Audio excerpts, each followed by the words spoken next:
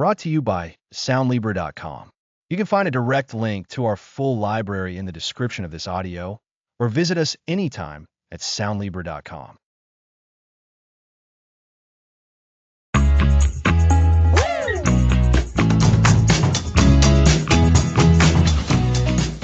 Today, we begin our journey into the power of strategic brevity.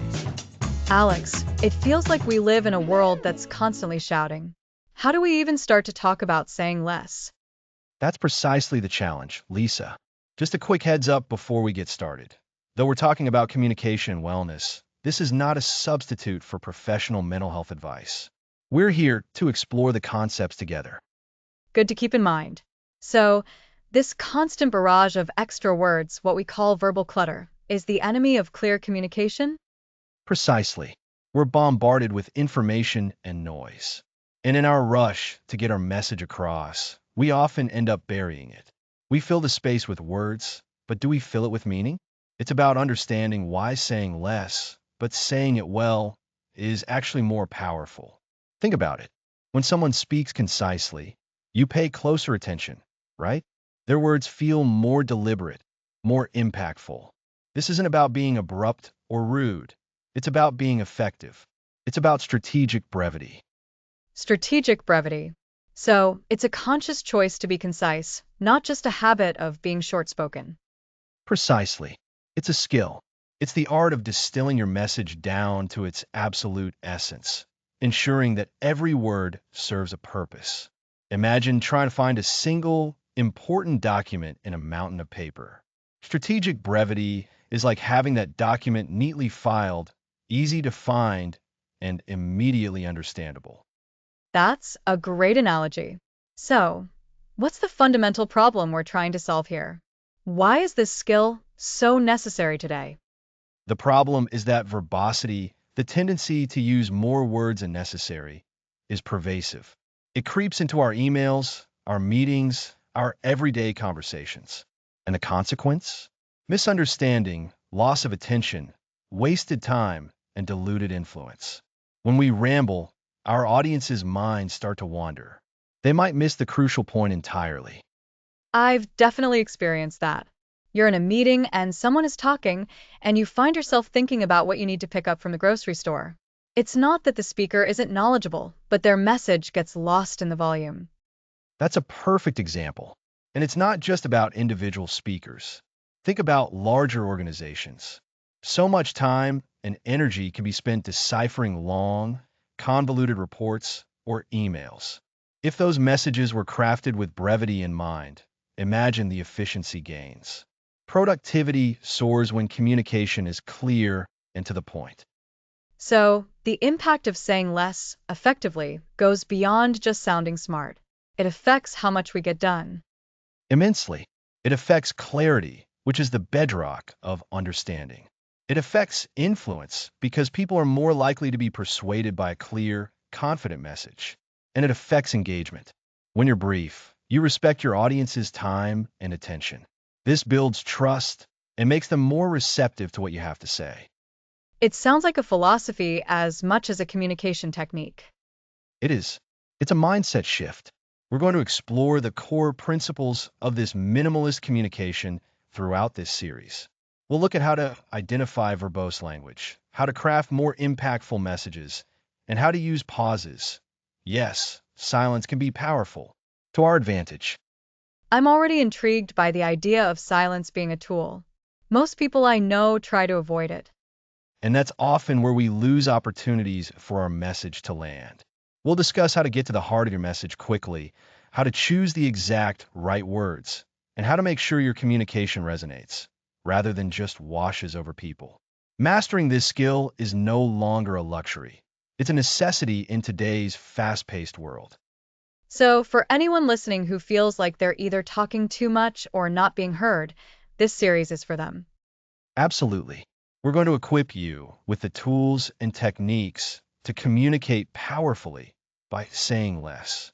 We'll learn to be more intentional with our words, to focus on meaning over volume. It's about making every word count. Exactly. We're going to start by dissecting the problem itself, the curse of verbosity, and how to really identify and quantify that clutter in our own communication. I'm ready to cut the clutter. Great. So, to briefly recap what we've covered today, we introduced the concept of strategic brevity as a powerful communication skill. We defined verbal clutter and discussed its negative impacts on clarity, engagement, and influence. And we set the stage for this series, emphasizing that saying less, when done strategically, is far more effective than saying more. Next episode, The Curse of Verbosity, Identifying and Quantifying Clutter.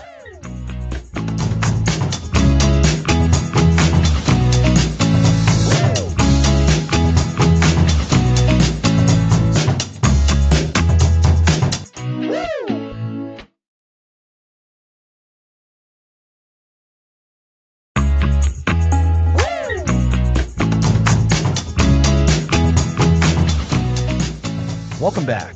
Last time, we explored why brevity is crucial. Now, let's tackle what makes communication verbose. Clutter. It's like tidying up our communication closets. We've set the stage for why saying less is more, and today we're getting specific about what to get rid of. Exactly. We often use more words than needed. This weakens our message, confuses listeners, and can make us seem less knowledgeable.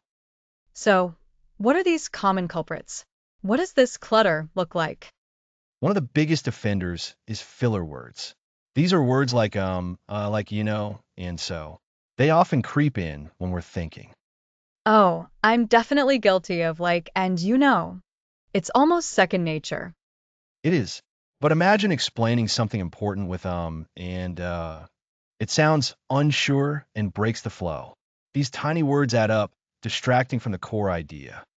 So instead of saying, I think the best way is, to be organized, we should aim more direct. Precisely. We could say, I believe the most effective approach is to be highly organized. See the difference? We eliminated fillers and used stronger language. Most effective approach is clearer. That's a fantastic example. It's not just filler words, though, is it? We often use phrases that are long but don't add much meaning. You're right. We call these redundant phrases.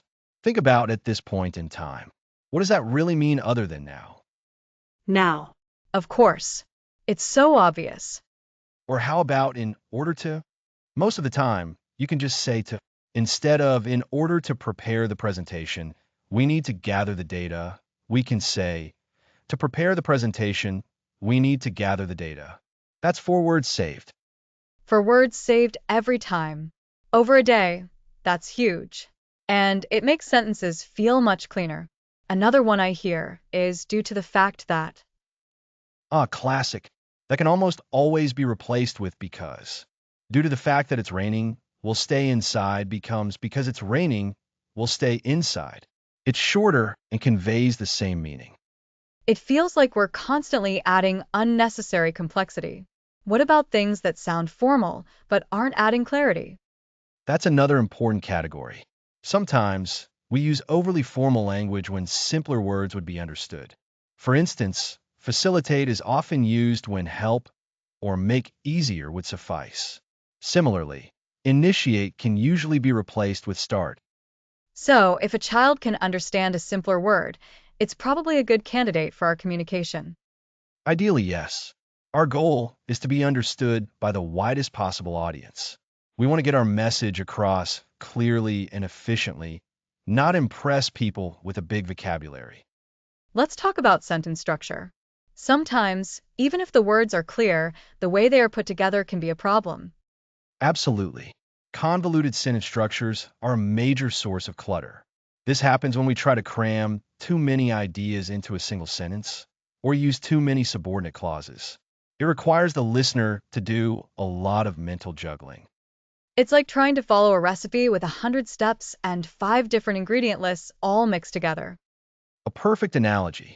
Instead, we want to break down complex thoughts into shorter, more manageable sentences.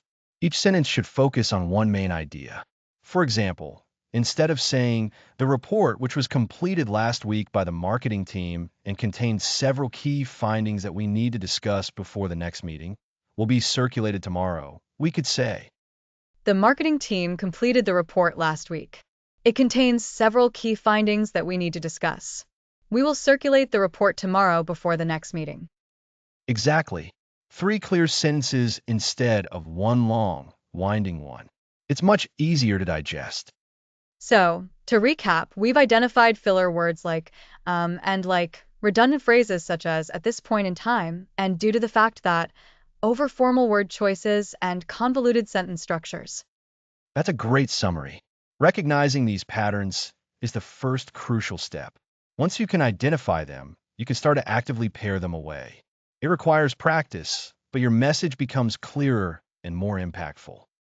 It's about respecting our listeners' time and attention. Every word should serve a purpose. Precisely. And next time, we're going to explore the surprising power of strategic silence. The power of the pause. I'm looking forward to that. Next episode, the power of the pause, strategic silence for impact.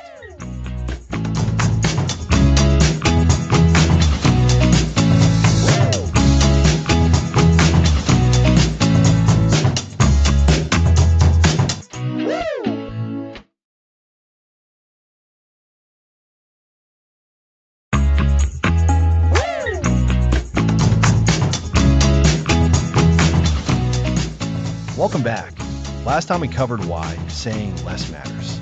Now we tackle the power of the pause. The power of the pause.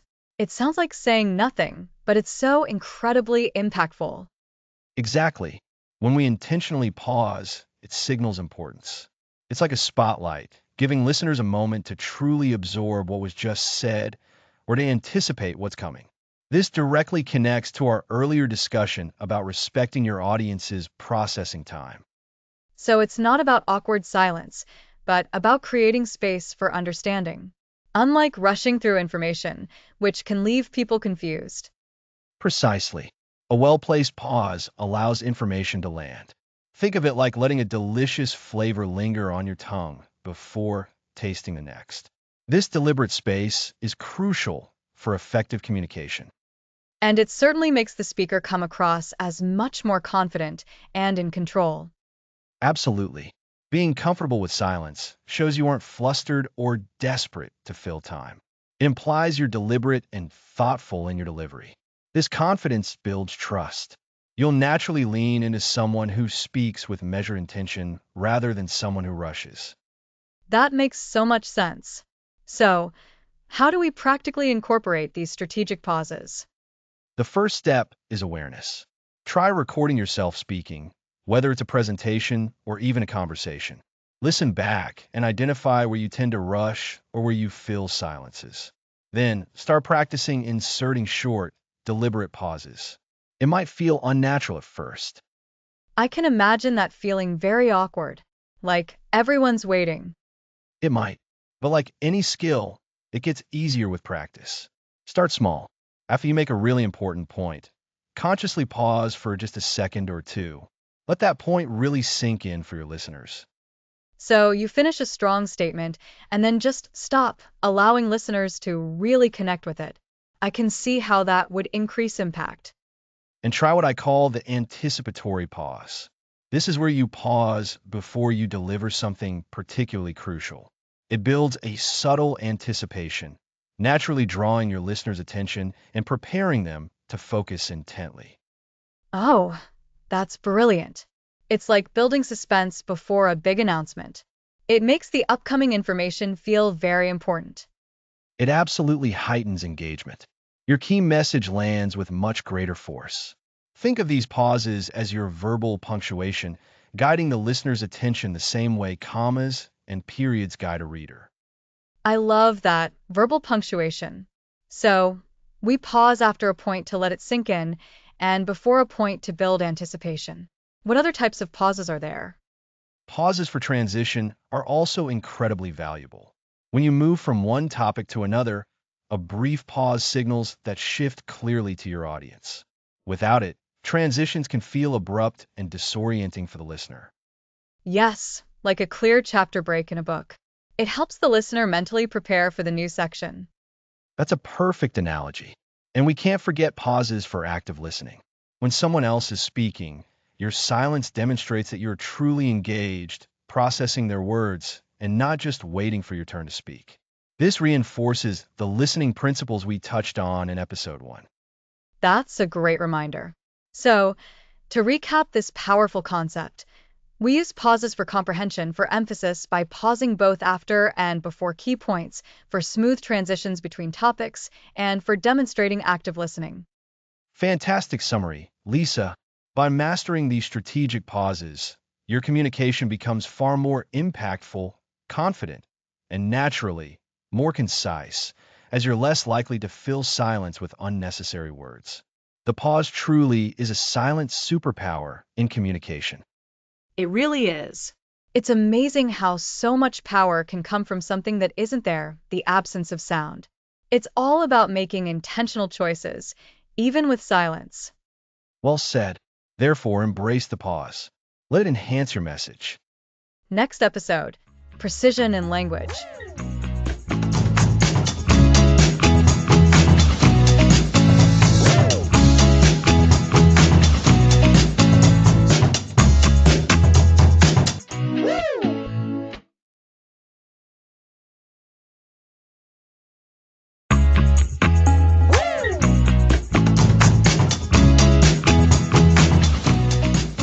Welcome back.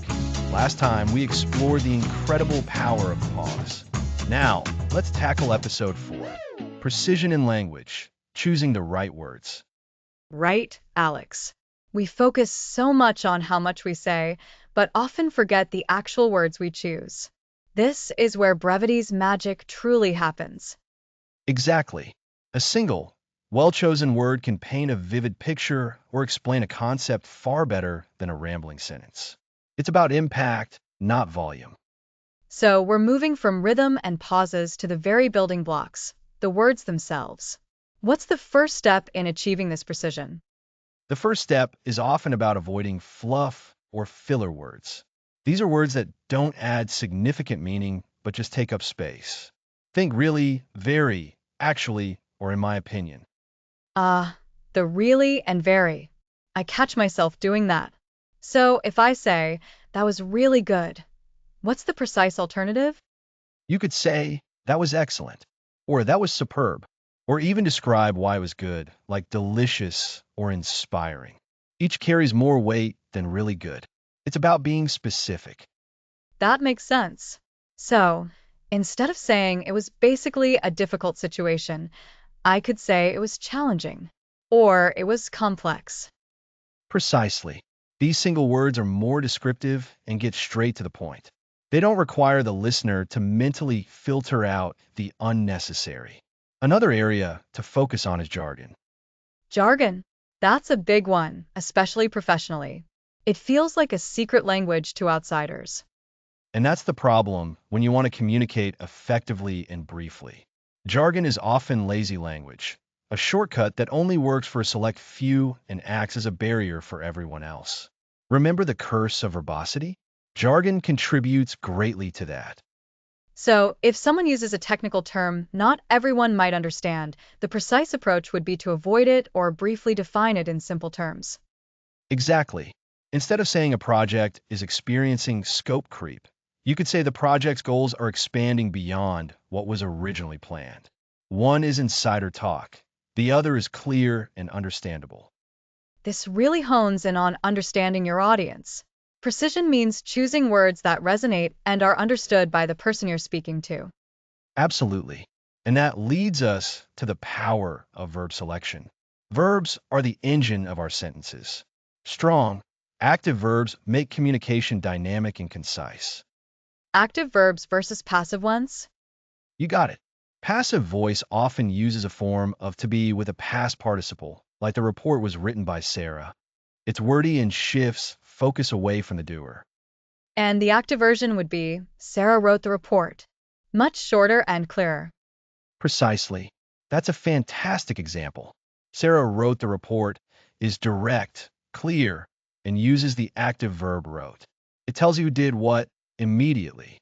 Passive voice often introduces extra words and obscures the main actor. So, we should be actively seeking out those strong, active verbs to drive our sentences forward. Yes. Think about the difference between he walked slowly and he ambled.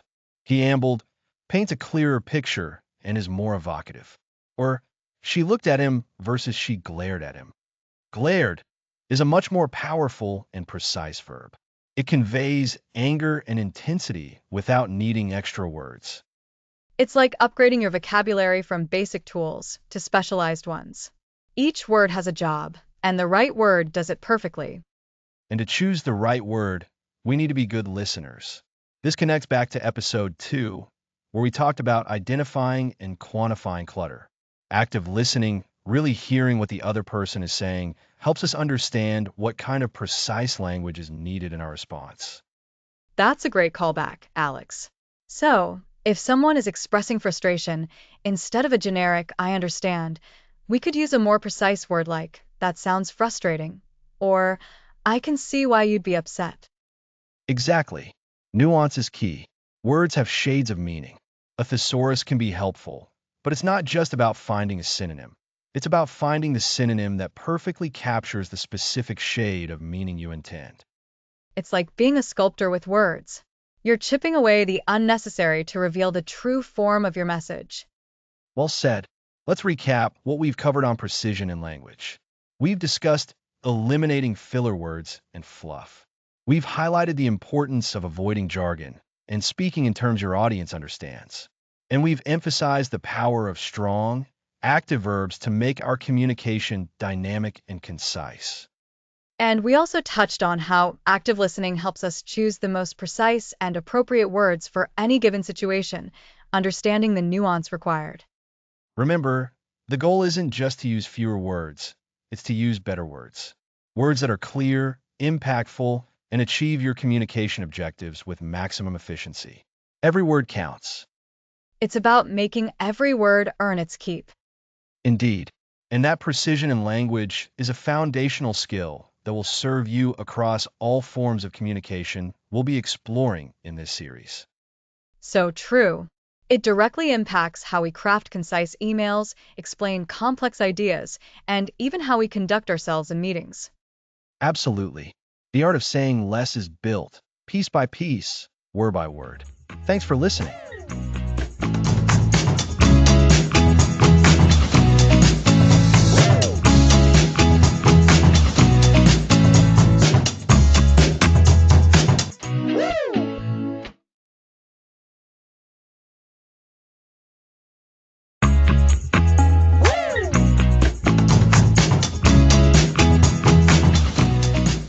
Welcome back to the art of saying less. Today, we're tackling a crucial skill, extracting the core idea from any message. We've learned why being brief is important and how to pause effectively. Now, it's time to find the absolute essence of what we mean. Exactly. Think about it. How often do we communicate something, and the other person walks away with 5 different takeaways, or none at all? Our goal today is to ensure they walk away with the takeaway, the one that truly matters. This is core idea extraction. Core idea extraction. So, we're not just trimming words, we're getting to the absolute heart of the matter. It sounds like a detective's job, really, uncovering the main suspect, the core idea. That's a fantastic analogy, Lisa. It is like detective work. You gather all the clues, all the information, and then you have to ask, what's the one thing the jury absolutely must understand? That's your core idea. For any message, whether it's an email, a presentation, or even a casual conversation, there's usually one central point you want to land. And sometimes, we don't even realize what that core idea is until we're forced to articulate it. We might ramble on, thinking we're being thorough, but we're actually burying the main point. Precisely. And that's where extraction comes in. We need techniques to peel back the layers. One of the most effective ways to start is by asking yourself, if the recipient can only remember one thing from this, what should it be? That's a great forcing question. It immediately shifts your focus from telling everything to ensuring understanding of the most vital thing. So, if I'm writing an email about a new project and I have details about team members, deadlines, and budget, the core idea might be simply, We are launching Project Phoenix on October 1st. Everything else supports that. Perfect example, Lisa. The team, deadlines, and budget are critical supporting details, but the core idea is the launch itself with its name and date. Everything else should be organized to reinforce that central announcement. If someone only schemes that email, they've got the two most important pieces of information. So, step one is asking that key question. What's the one thing they must remember? Yes. And then we need to identify the supporting evidence. Think of your core idea as the headline. The supporting points are the body of the news article. They provide context, proof, and further information, but they shouldn't overshadow the headline. And when we talk about supporting evidence, how do we keep that concise too? We don't want to fall back into verbosity after finding the core. Excellent point. For each supporting detail, ask another clarifying question. Does this detail directly support the core idea? If the answer is yes, then ask, can I say this even more simply? This is where we circle back to the principles we've discussed, using active voice, strong verbs, and avoiding jargon. It's like a double check. First, does it belong? And second, can it be said better? Exactly. Let's use an analogy. Imagine you're a sculptor. Your core idea is the statue you envision. You start with a large block of marble. That's all the information. Your chisel is your questioning technique. You chip away the excess marble, the unnecessary words and details, to reveal the form beneath. Each chip is a refinement, a simplification that brings you closer to the essential sculpture. I love that analogy, Alex. The marble is all the potential noise, and the chisel is our focus on the core message, leaving only the beautiful, clear form. So, we're not just deleting words, we're actively shaping the message. We are, and this process is iterative. You might identify a core idea, structure your supporting points, and then realize that a supporting point is so strong, it should actually become the core idea, or a new, even more powerful core idea emerges. That's insightful. Sometimes the process of extraction reveals a higher truth we hadn't initially recognized. It does. Another powerful technique is to imagine you have only a few seconds to explain your message. What would you say? This is often called the elevator pitch, but the principle applies to any communication. If you had to grab someone's attention and convey the key point in the span of a short elevator ride, what would be your absolute must-deliver line? This forces urgency and clarity. You can't afford to waste time on preamble or extraneous details. We're launching Project Phoenix on October 1st fits perfectly into that scenario. It does. Now, sometimes the core idea isn't a single sentence. It might be a concept that needs a little more scaffolding. In those cases, we use what I call the rule of three for explanation. Humans tend to remember things best when they come in threes. That's a classic mnemonic device. So even if the core idea is complex, we can break it down into three key aspects or benefits. Precisely. For example, if the core idea is our new software will revolutionize your workflow, you might break that down into three key benefits. It saves you time, reduces errors, and simplifies complex tasks. The core idea is revolutionizing workflow, and the 3 points explain how it does that in a memorable way. So even when we're extracting the core, we're still mindful of how people best absorb information. Absolutely. It's about clarity for the recipient. We're not just being brief for our own sake. We're being brief so that our message is understood and retained. This is building on what we learned in episode 1. Brevity matters because it enhances impact and comprehension. It all ties together beautifully. We've moved from acknowledging the importance of saying less to identifying clutter, using pauses, choosing precise words, and now distilling the absolute essence of our message. And to recap this episode's core idea extraction principles. First, ask yourself, what is the single most important thing the recipient needs to know? Second, identify supporting details, and for each, ask, does this directly support the core idea, and can it be stated more simply? Third, Use analogies like the sculptor to visualize the process of chipping away excess. And fourth, if the core idea requires more explanation, consider breaking it down into 3 key points, leveraging the power of threes for retention. That summary is fantastic, Alex. It distills the episode's core ideas into a digestible format for our listeners. So we've really honed in on identifying and articulating that central message. We have. When you can consistently extract and communicate the core idea of your message, you instantly increase its power and clarity. Your recipients will thank you for it, and more importantly, they'll actually understand and remember what you wanted to tell them. It's about communicating with intention and impact. Thanks for guiding us through this, Alex. I feel much more equipped to find the heart of my messages. My pleasure, Lisa.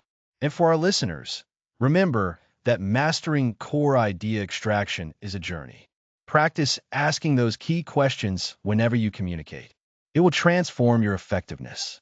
Next episode, we'll focus on crafting concise emails, starting with devastatingly effective subject lines and opening hooks that grab attention immediately.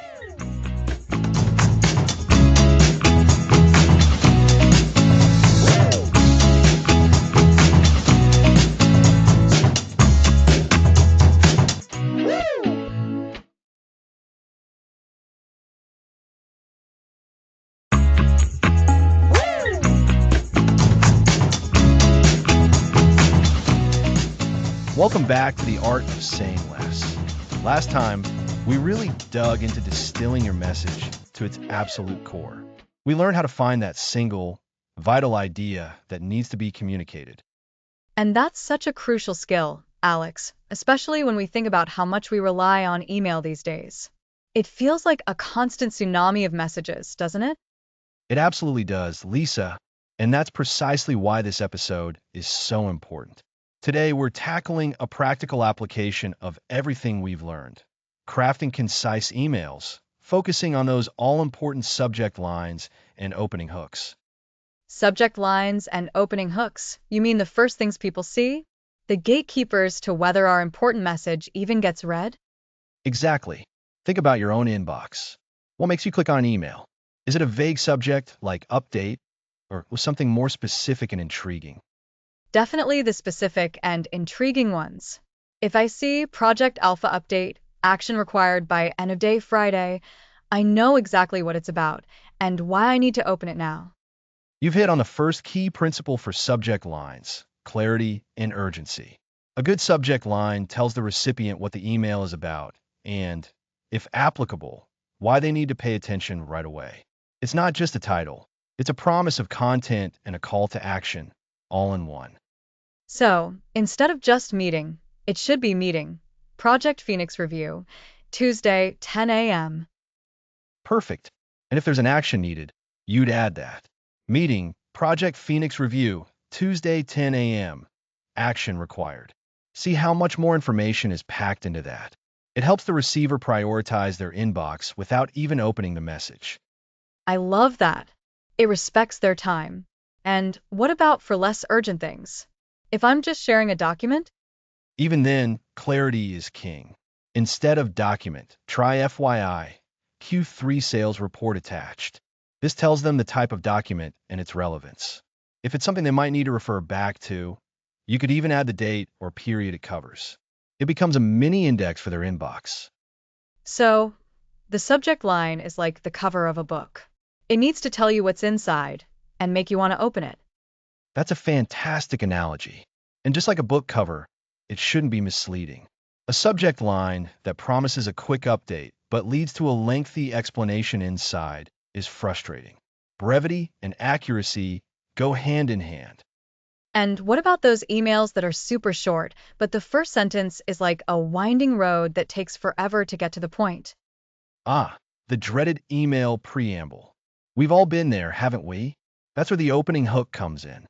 Remember our principle of finding the core idea? It belongs right at the beginning of your email body. So, no more, hope you're having a good week. I wanted to circle back about that thing we discussed last month. Precisely. We want to get straight to the point. Let's say you need someone to approve a budget. Instead of a long lead-in, You could start with, please approve the Q4 marketing budget of $5,000. Wow, that's so direct.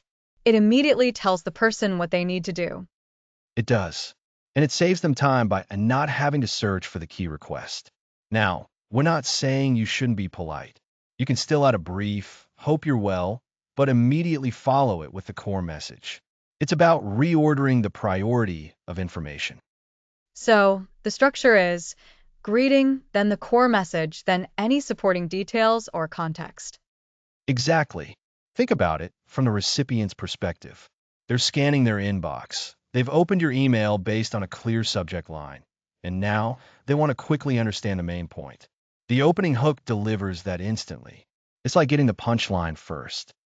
And it makes it so much easier to decide if you have the capacity to deal with it right now or if you need to flag it for later. Absolutely. This immediate clarity is powerful. It reduces a recipient's cognitive load. They don't have to work to figure out what you want. And when people feel like their time is respected, they're more likely to respond positively and efficiently. It's a ripple effect. A concise subject line means the email gets opened.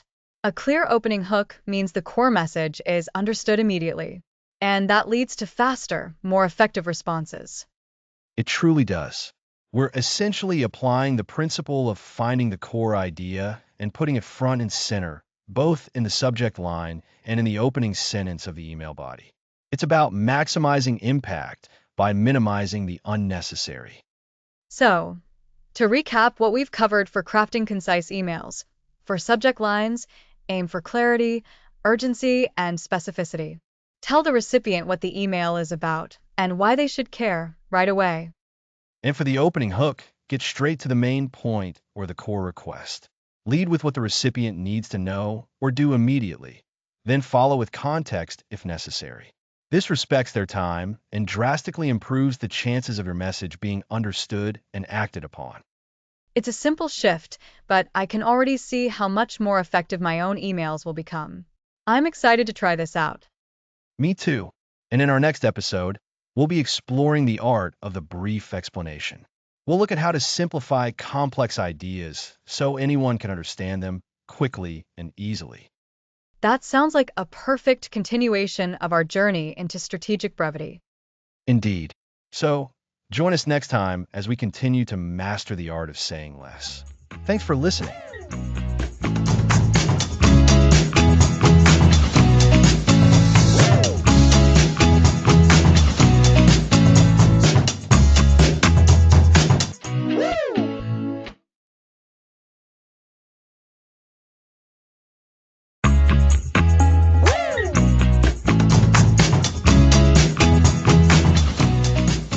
Welcome back.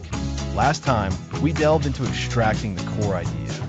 Now, let's tackle explaining complex topics simply. Explaining something complicated so everyone understands it feels like a superpower. It's taking a tangled ball of yarn and turning it into a neat spool. We want to make intricate subjects accessible. Absolutely. Our brains seek patterns and understand through what we already know. When we face something new or abstract, it could be overwhelming. The key to a good explanation isn't showing off knowledge, but effectively transferring it. So it's less about what you know and more about how you share it. Precisely. This connects to our discussion on precision in language. Remember choosing the exact, right word? When simplifying complex ideas, clarity becomes crucial. You want universally understood words. Okay, so how do we do that? What are the tools for brief explanations? One of the most powerful tools is analogy. An analogy is a comparison between two things for explanation or clarification. It bridges the gap between the unfamiliar and the familiar. I love analogies. They make things click. Like explaining the internet using the postal service, sending a digital package to a specific address. Exactly. Or think about explaining complex software. You might compare a computer's memory to a desk with piles of papers. The more papers, the harder it is to find what you need.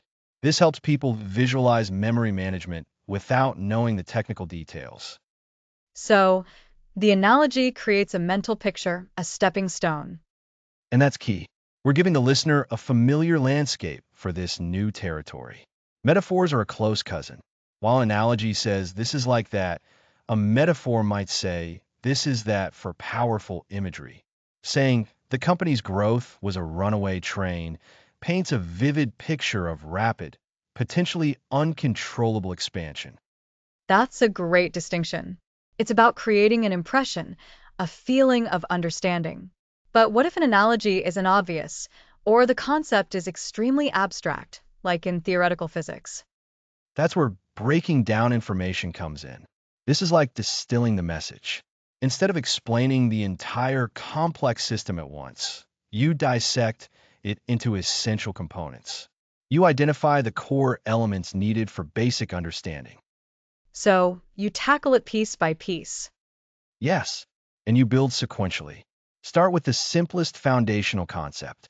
Once understood, introduce the next layer, explicitly showing how it builds. We can use phrases like building on that idea, or now, taking that a step further. That's brilliant. It's like constructing a tower, brick by brick. Exactly. After laying out a few foundational pieces, it's useful to pause and briefly synthesize. You can say so. What we've covered is that this process involves A, then B, then C. This is the basic flow. That's incredibly helpful for listeners. It gives them a moment to consolidate the information before you move on. It reinforces what they've just heard. This step-by-step approach naturally leads to brevity. By focusing only on essential components and their relationships, you strip away extraneous details that might confuse someone trying to grasp the core concept.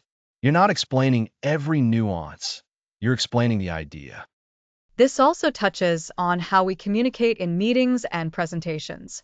If you can explain a complex news strategy in a few clear sentences using analogies and breaking it down, people are much more likely to get on board. Absolutely.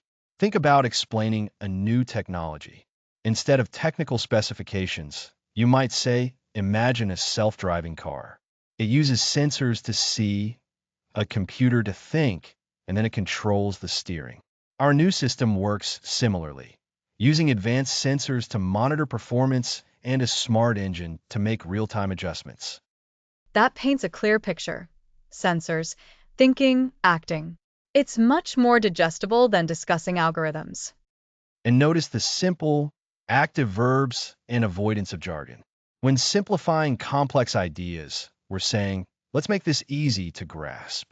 Ease comes from clarity, familiar comparisons, and logical structure.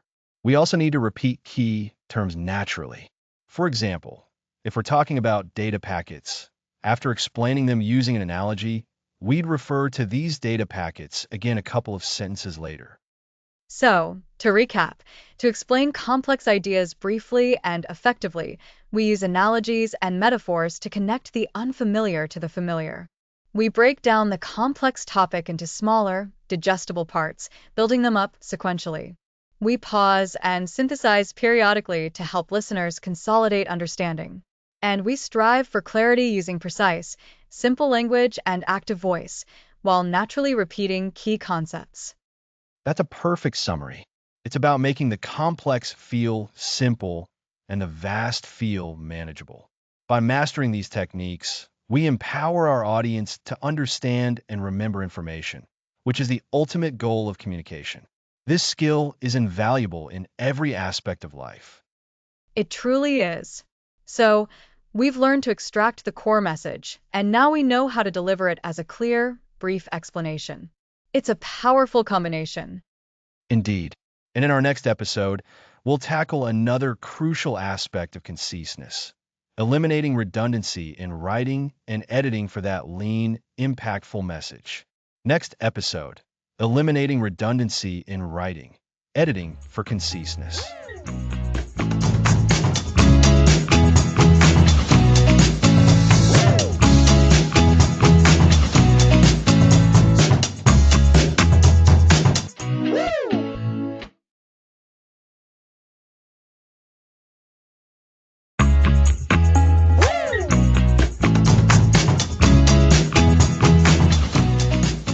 Welcome back.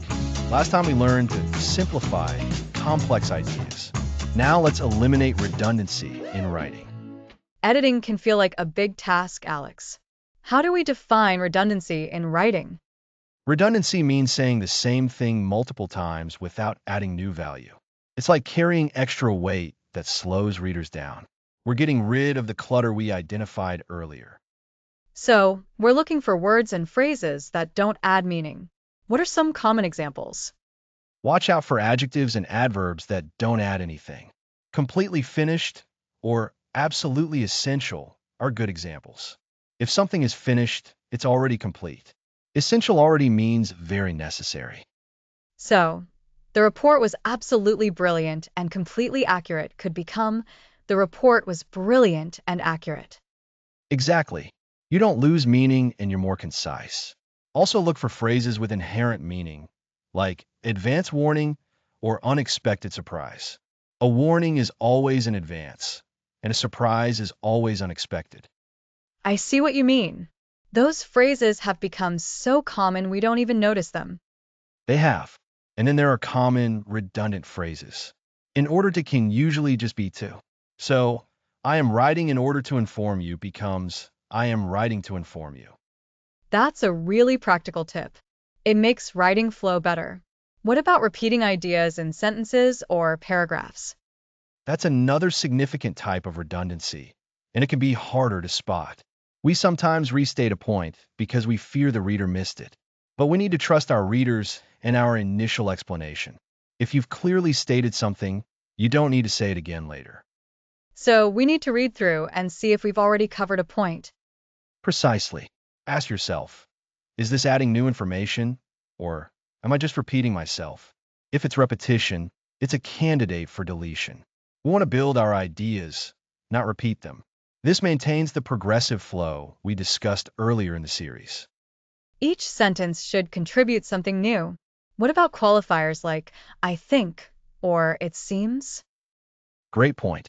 While sometimes useful for tone, they often weaken your statement. If you're confident, state your point directly. Instead of, I think this is a good solution, say this is a good solution. It sounds more authoritative. It's about confidently owning your message. So, to recap, we're looking for redundant adjectives, phrases with repeated meanings, and sections that reiterate previous points. Yes, and we're simplifying phrases like in order to and removing unnecessary qualifiers. Be critical during editing. Think of yourself as a sculptor, removing excess to reveal the perfect form. I like that analogy. It makes editing feel more like refinement. Reading your work aloud is also a great editing technique. You'll hear what sounds clunky or repetitive. Reading aloud is excellent, Lisa. Your ear catches awkwardness here I might miss. It helps identify those repeated ideas. You can also set a goal for word count reduction to push yourself to be more critical. Ruthless but effective. So the process is write a draft, then come back with fresh eyes. Read aloud, listen for redundancies, and cut and trim until every word serves a purpose. Exactly. Don't be afraid to cut. The first draft is for getting ideas down. Editing is about polishing them. Eliminating redundancy makes your writing clearer, more impactful, and it respects the reader's time, reinforcing the core idea extraction from episode 5. And this connects to our main theme, saying less, achieving more. By cutting out the noise, your message becomes stronger. Precisely. It's about intentionality. This rigorous editing transforms good writing into powerful communication. So, for anyone struggling with wordiness, embrace editing as a crucial step to actively remove repetition. That's the essence of it. Your writing and your readers will thank you. Wise words. What's next for us? Next episode, minimalist communication in meetings and presentations. Get ready to make every word count when you're speaking to an audience.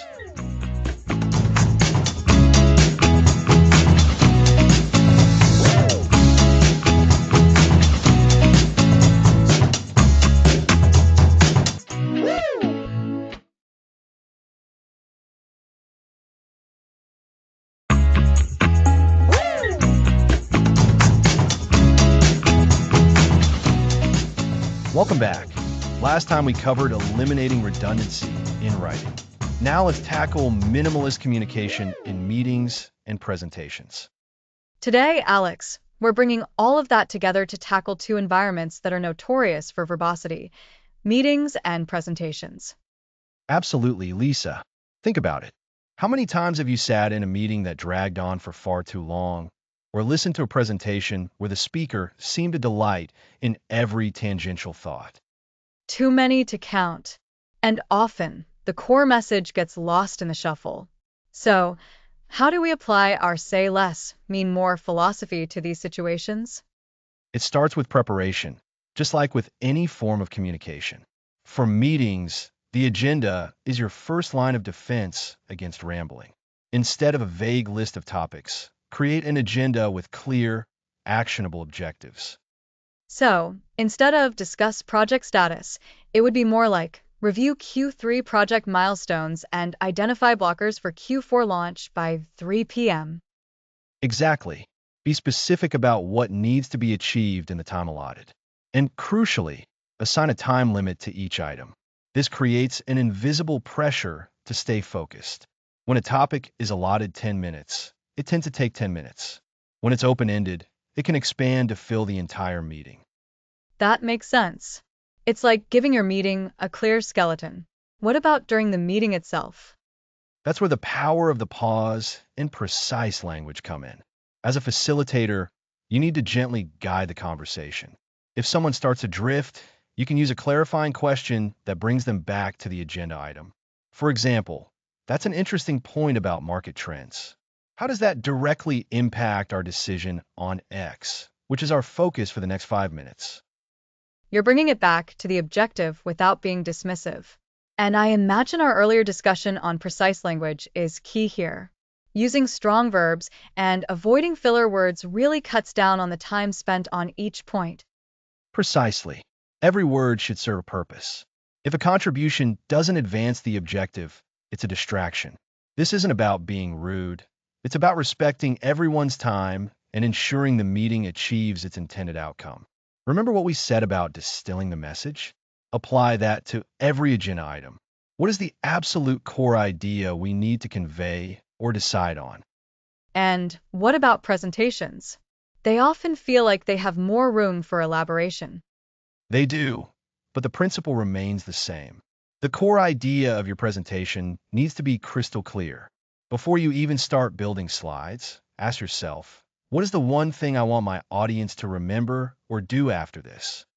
That's a great framing question. It forces you to identify the essential takeaway. Absolutely. Then structure your presentation to build logically towards that single takeaway. Every slide, every point should contribute to that goal. Avoid the temptation to include nice-to-know information that doesn't directly support your main message. Think of it as a funnel. You start broad, but you progressively narrow the focus until you arrive at your core takeaway. So, even if you have a lot of supporting data, you present only the most crucial pieces that directly bolster your main argument. Exactly. And we can't forget the power of the pause here, too. A well-placed pause after a key statement allows the audience to absorb the information. It's more impactful than rushing ahead to the next point. It signals that what you just said is important. And it gives them a moment to process, which aids retention. It's that intentional silence we talked about earlier, making the spoken words resonate more deeply. Precisely. And when it comes to Q&A sessions, brevity is also a virtue. Answer questions directly and concisely. If you don't know the answer, say so and offer to follow up. Don't try to bluff or pad your answer with irrelevant details. That can be a temptation to try and sound knowledgeable even when you're not sure. But a clear, honest, I'll find that out for you is much more effective and builds trust. It certainly does. It reinforces the idea that you value accuracy and efficiency. So, to recap for our listeners, for meetings, we start with a precise time-bound agenda. During the meeting, we use clarifying questions and precise language to stay on track. For presentations, we identify a single core takeaway and build our content, including visuals, to support it. And in both settings, The strategic use of the pause and direct, concise answers in Q&A are crucial tools. It's about being intentional with every word and every moment. By applying these principles, we can transform meetings from time sinks into productive discussions and presentations from lectures into impactful communications. It truly is about maximizing the value of the words we choose to utter. The more concise and focused we are, the more our message is heard, understood, and remembered. It's a powerful shift and one that benefits everyone involved. Indeed. And that brings us to the end of this episode. Next episode, brevity in everyday conversations.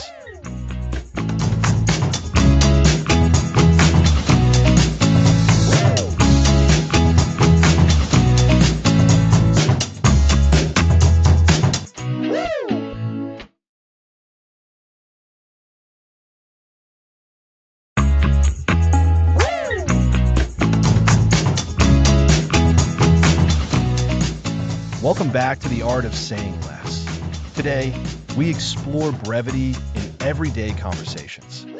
And Lisa, we're moving beyond formal settings to see how strategic brevity can enhance our personal interactions. That's right, Lisa. We've discussed how saying less makes you effective professionally. But the power of strategic brevity extends to our personal lives in surprising ways. Remember in episode 1, when we introduced the fundamental importance of saying less for clarity and impact. That core idea is incredibly relevant to how we connect with people every single day. It is. Often, we think being concise is just about saving time or being efficient. But in casual chats, it can actually help us build stronger relationships.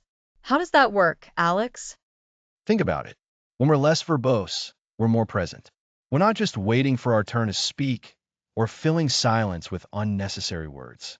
We're actually listening. When you truly listen, you pick up on more subtle cues, the emotions behind the words, and the unspoken needs of the person you're talking to. This presence fosters genuine connection. It shows you value what the other person is saying. So, instead of launching into a long story, if someone asks, "How are you?" a thoughtful, brief answer that perhaps leads into a genuine question back to them can be much more effective than a drawn-out monologue. Exactly. A brief, honest answer like, "I'm doing pretty well, thanks for asking. Feeling energized today. How about you?" is far more engaging than a 5-minute recap of your entire day. It invites interaction and shows you're interested in them. It's about quality over quantity in our verbal exchanges. And by being more concise, we naturally avoid misunderstandings. So much can get lost when we over-explain or ramble. Important details can be buried, or the core message gets diluted. Precisely. When you distill your thoughts before you speak, you communicate the essential message clearly. This is something we touched on in episode 5 about core idea extraction. Applying that to conversation means cutting out the fluff. You get to the heart of what you want to say, making it easier for the other person to understand and remember. This prevents those frustrating moments where someone says, "What did you mean by that?" It really does. And I think another unexpected benefit is that it can actually make our conversations more meaningful. Instead of just exchanging pleasantries or rehashing common topics, brevity encourages us to be more thoughtful about what we do say. That's a fantastic point, Lisa. When you adopt a mindset of brevity, you start to choose your words more deliberately. You think, is this necessary? Does this add value to the conversation? This practice naturally leads to deeper, more authentic exchanges. It helps us move beyond superficial topics and engage in conversations that truly matter. It's about intentionality in our communication. So, to recap what we've discussed so far in this episode about everyday conversations, brevity helps us be more present, showing we're better listeners. It reduces misunderstandings by ensuring our core message is clear. And it allows for more meaningful, intentional exchanges by helping us choose our words carefully. You've summarized it perfectly. And remember, this isn't about being abrupt or rude. It's about being deliberate and respectful of both your own time and the time of the person you're speaking with. It's about valuing the connection over merely filling the space with sound. Think of it as emotional efficiency. Emotional efficiency. I like that. It's about conveying what's important without unnecessary verbosity, allowing for a more direct and empathetic connection. It's like pruning a plant to help it grow stronger and healthier, rather than letting it become overgrown and tangled. A great analogy. And this focus on saying less, isn't just about public speaking or writing. It's a powerful tool for navigating all our relationships with family, friends, and colleagues. It fosters trust and understanding. When you communicate concisely and clearly, people can rely on what you say. It's almost like building a more solid foundation for those relationships. Instead of words being like shifting sand, they become more like carefully placed stones. Exactly. And in our fast-paced lives, where attention spans can feel shorter than ever, the ability to communicate effectively and concisely in our everyday interactions is a superpower. It helps us build rapport quickly, resolve issues more easily, and generally have more positive and productive social experiences. It's the art of saying less applied to life itself. It really brings the whole series full circle, doesn't it? From understanding the principles of brevity to applying them in emails, presentations, and now, the most intimate of all settings, our personal conversations. It's about communicating powerfully by being strategically brief. It is. And we're nearing the end of our journey through the art of saying less. Next time, we'll delve into the mindset shift required to truly embrace the less is more philosophy. Next episode, Advanced Techniques, the less is more mindset shift.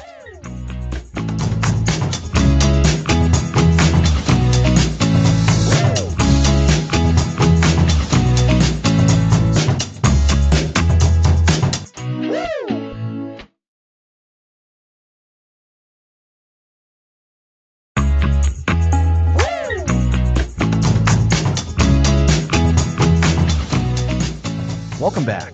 Last time we covered eliminating redundancy and keeping presentations brief. Now, let's tackle a crucial shift, developing a true less is more mindset. This feels more profound than just editing, Alex. How do we truly begin to think more concisely? It starts with diligently questioning every word and sentence. Before speaking or writing, ask yourself, does this add necessary value? Can this be said more simply? It's about respecting your audience's time and attention. So, it's about deliberate communication. My worry is that being brief might suggest a lack of thoroughness. Is that a common concern? It is, and it's understandable. We're often taught that length equals substance. However, in effective communication, brevity often signals clarity and confidence. It shows you've deeply considered the topic and can present its very essence. Clarity and confidence, I like that framing. It means aiming to project preparedness, not incompleteness. Precisely. This mindset involves embracing simplicity as elegance. Think of effective design. The simplest often serves the clearest purpose. Communication can be the same. A few well-chosen words can be far more impactful than rambling. Elegant simplicity. It reminds me of art or music, where a single element can convey so much emotion or meaning. Exactly. Second, we must overcome the fear of silence. We often rush to fill pauses, but sometimes they allow listeners to process the information and let your words truly settle. I'm definitely guilty of filling those silences. So, a pause can actually aid comprehension? It can be a powerful tool. It signals completion and gives space for reflection or response. It's like stepping back to let your message's impact sink in. Remember our discussion on the power of the pause from episode 3? Yes, we spoke about emphasis and dramatic effect. It's fantastic to see how the same principle applies here for comprehension. Indeed. Another advanced technique is to proactively prevent clutter, not just remove it afterward. This means developing an internal editor before you even start crafting your message. Ask yourself up front, what must the audience know?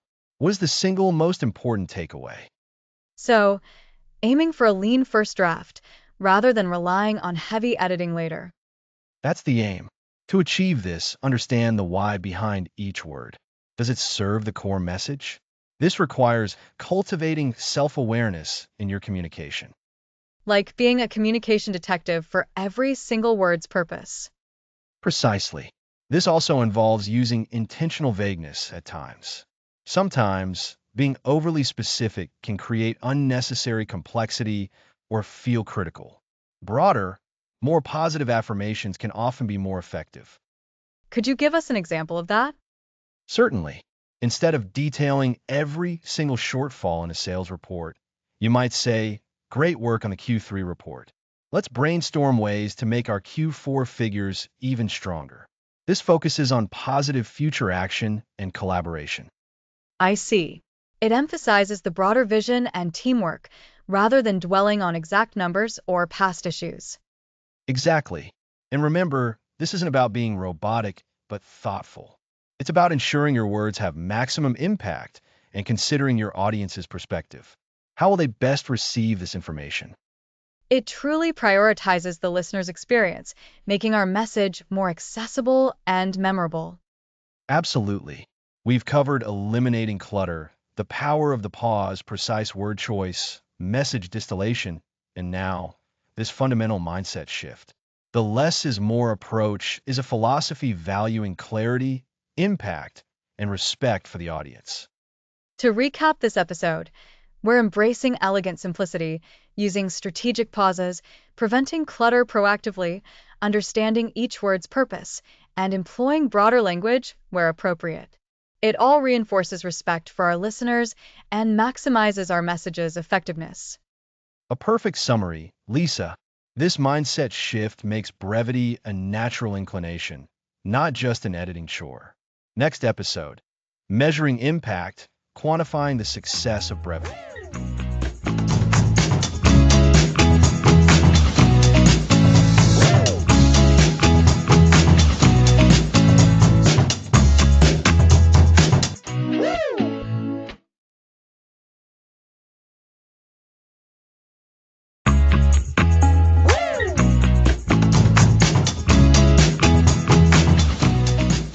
Welcome back.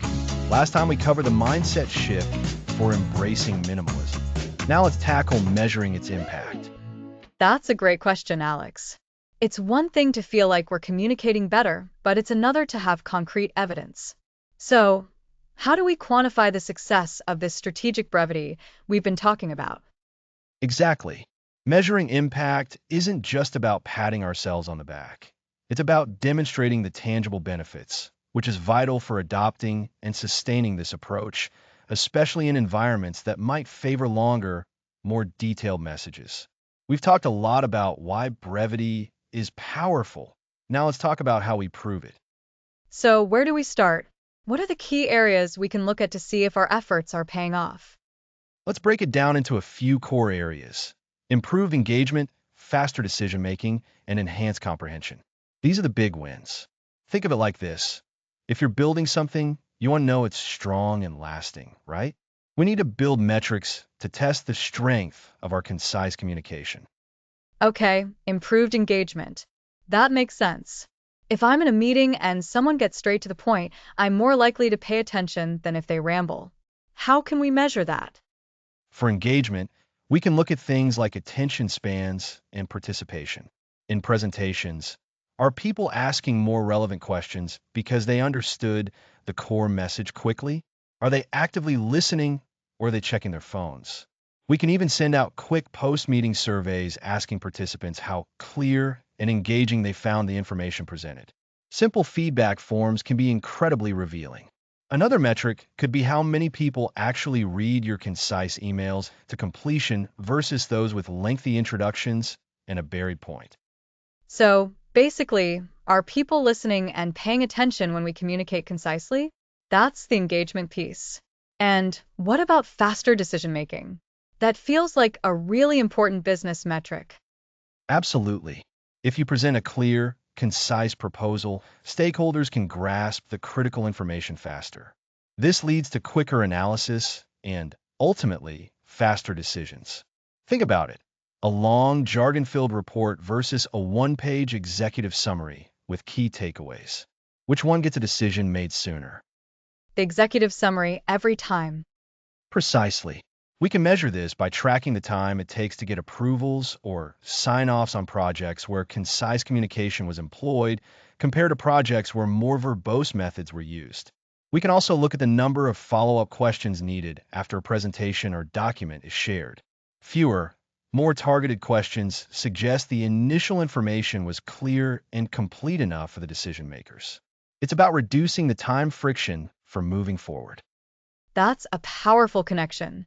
So, if a concise message leads to fewer back and forth emails asking for clarification, that's a direct, measurable time saving, isn't it? It is. And it all ties into our third area, enhanced comprehension. When we strip away the excess, the core message shines through. This means people understand what you're trying to convey more easily and retain it longer. I remember from an earlier episode how we talked about information overload. Brevity combats that directly. But how do we measure if understanding has actually improved? We can use quizzes or knowledge checks after training sessions or when introducing new concepts. A concise explanation followed by a short quiz can show a higher success rate than a long, rambling one. Another approach is to track error rates in tasks that rely on understanding instructions. If people are making fewer mistakes after receiving concise instructions, that's a clear sign of improved comprehension. We can also simply ask people to summarize the key points of what was communicated. If their summaries are accurate and capture the essence, our communication was effective. So, to recap the core areas for measuring impact, we're looking at how engaged people are, how quickly decisions can be made, and how well the information is understood and retained. These seem like really solid, tangible metrics. They are. And it's important to remember that these metrics don't exist in a vacuum. They're the validation of all the techniques we've discussed. When you see engagement increase, decisions speed up, and comprehension improve, it's not just a coincidence. It's the direct result of applying strategic brevity. Consider the resources saved too. Less time spent in meetings, less time spent reading emails, less time spent correcting errors. These are all measurable impacts. It's about demonstrating the return on investment for adopting a minimalist communication style. It makes the effort feel worthwhile and helps us advocate for this approach. Exactly. And to make it even more concrete, think about specific communication channels. For instance, in customer service, a concise, clear response to a query can lead to higher customer satisfaction scores and faster resolution times. In sales, a brief, compelling pitch can lead to more product demos booked. So, we can even break down the impact by department or by the type of communication. That's excellent. It gives us a roadmap for actually implementing these measurements. It's not just theoretical anymore. And this is crucial for overcoming resistance. When people see the data, the improved efficiency, the saved time, the better outcomes, it becomes much harder to argue against the value of brevity. It provides the evidence needed to shift ingrained habits and organizational cultures that may favor verbosity. Remember when we discussed the less is more mindset shift in episode 11? Measuring impact is the proof that this mindset is delivering tangible results. It's like saying, see, this works, and backing it up with numbers. This is really empowering for anyone trying to communicate more effectively. It is. And as we move towards the end of our series, understanding these measurement points is key to sustaining this practice long term. It turns a good habit into a proven strategy. It's about making your communication work harder for you with less effort. Definitely. So, we've explored engagement, decision-making speed, and comprehension. We've seen how to gather data for each and how this measurable impact validates our efforts.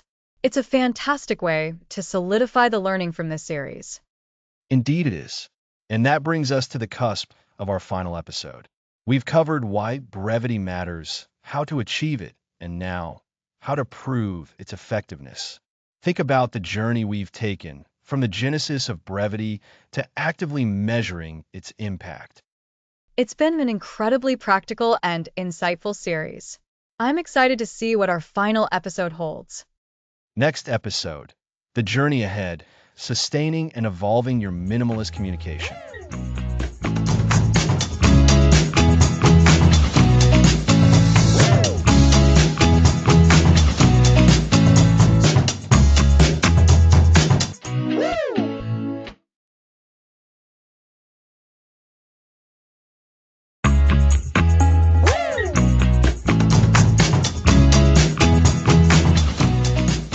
Welcome back to the Art of Saying Less. We're diving into a crucial and often tricky aspect of strategic brevity, overcoming resistance. That's right, Alex. It's one thing to practice brevity in your own writing or personal conversations, but it's another challenge entirely to introduce it into a workplace culture, a family gathering, or even a team meeting where longer, more drawn-out communication might be the norm. It can feel like you're swimming upstream, can it? Absolutely.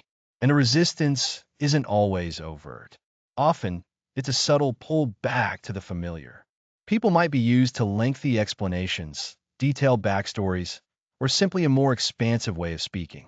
When you present a shorter, more direct version, it can sometimes lead to confusion or even the perception that you're being dismissive or that something is missing. So, how do we navigate that?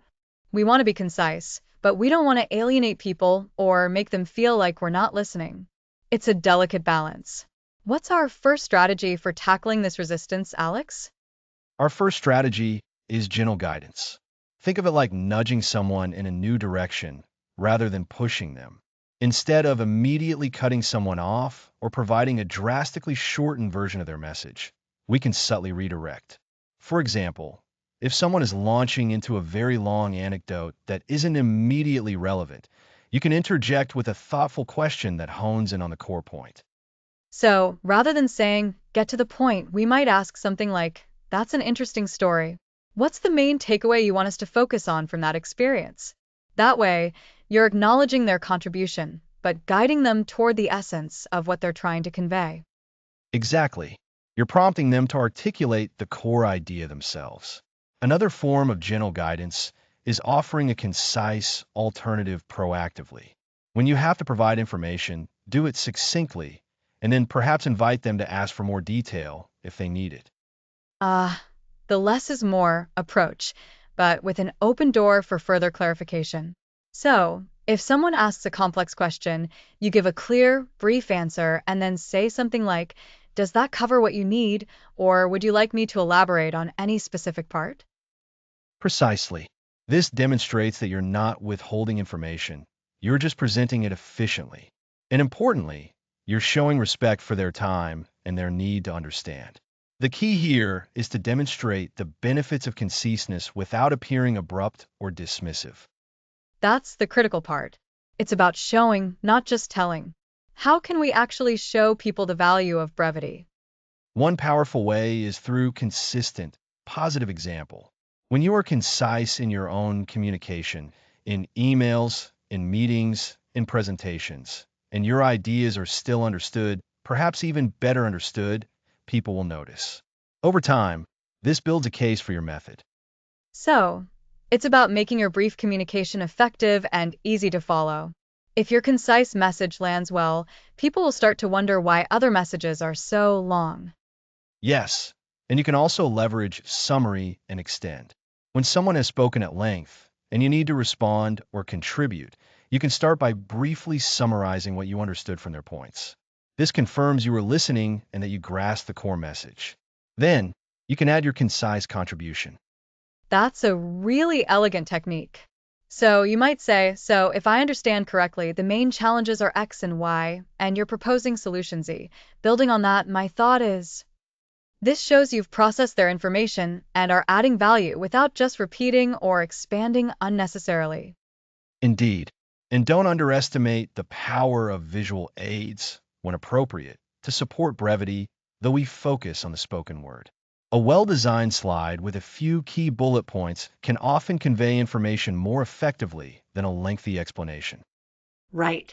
Even when preparing for a presentation, you're thinking about how to distill your message so that the visuals can support it, rather than needing a detailed script to explain every single thing on the screen. Exactly. Now, another way to overcome resistance is to understand the underlying reasons for verbosity. Sometimes people are verbose because they lack confidence in their core message. They over-explain to try and convince others, or they fear being misunderstood. Or perhaps they're genuinely passionate and love to explore every facet of a topic. That's a good point. If you understand why someone is being verbose, you can tailor your approach. If they lack confidence, a bit of gentle encouragement and positive reinforcement for their core points might be more effective than trying to shorten their explanation. And if they're simply passionate, you can channel that energy. You can say, I love your enthusiasm for this. To make sure we cover all the essential points within our time, could we focus on the three most critical aspects of X? You're still guiding them, but you're framing it as a positive constraint for efficiency. It sounds like a lot of this comes down to empathy and active listening, even while you're trying to implement brevity. Absolutely. It's about being a skillful communicator in all senses of the word. We're not just aiming to say less, but to communicate better. And sometimes that means helping others learn to communicate better too, by modeling it, by guiding them gently, and by showing them the positive outcomes. Remember when we discussed the power of pauses in episode 3? That's another tool we can use here. A well-placed pause can give someone space to reflect and perhaps condense their own thoughts. Oh, yes. A pause can be a signal that the listener has absorbed the information and is ready for the next point, or perhaps has understood the core message and is waiting for a summary. It's a subtle invitation to brevity. It really is. So, to recap our strategies for overcoming resistance to brevity, gentle guidance, offering concise alternatives with an open invitation for elaboration, consistently demonstrating the benefits through your own effective communication, using this summary and extend technique, understanding the root causes of verbosity, and leveraging tools like strategic pausing. These are all ways we can integrate brevity into environments that might not initially embrace it without alienating others. It's about being persuasive with practice, not just by dictating new rules. We're showing the value proposition of saying less in a way that benefits everyone. Exactly. And this brings us to our final episode next time, where we'll look at the journey ahead, how to sustain and evolve your minimalist communication skills for even greater impact. Next episode, the journey ahead, sustaining and evolving your minimalist communication.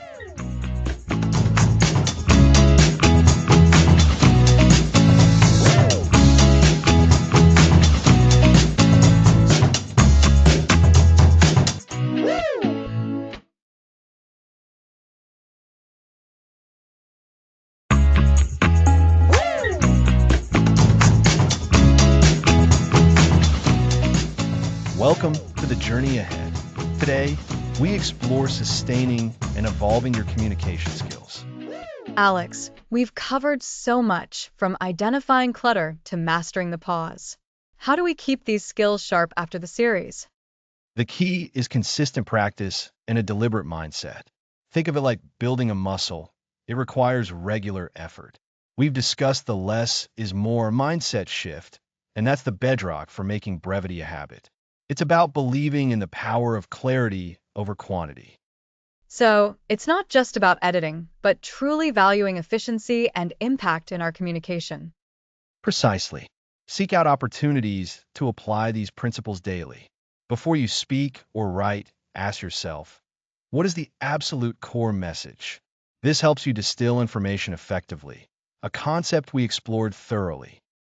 I remember when we talked about concise emails.